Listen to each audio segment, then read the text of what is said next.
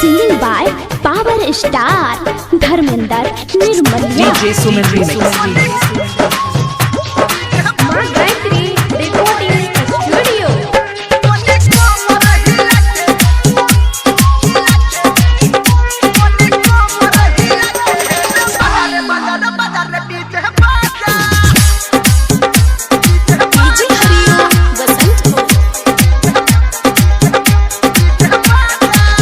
DJ बजा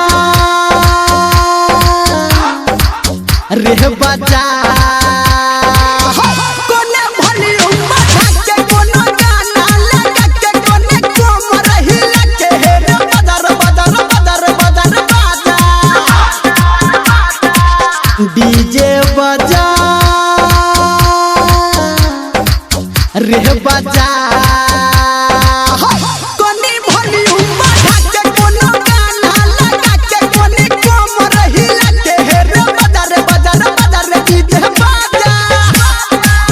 DJ Suman Remix.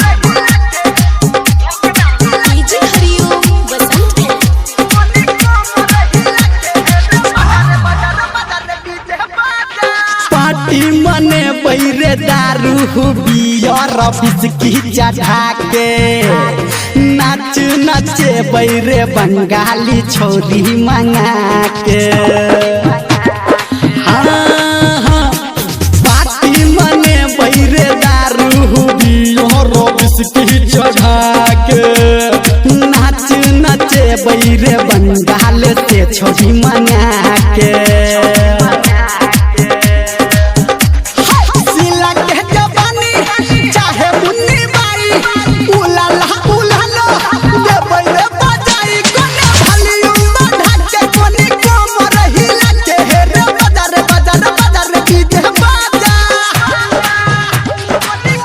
DJ Suman Remix.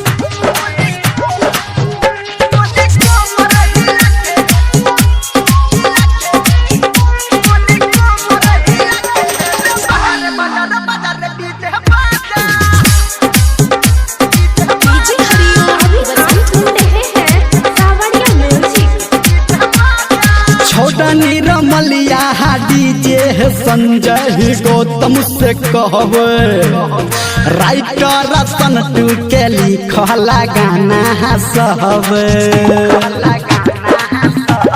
अरे छोरा निरमलिया डीजे संजय गौतम से कहवे राइटर सन टू के लिखला गाना सहवे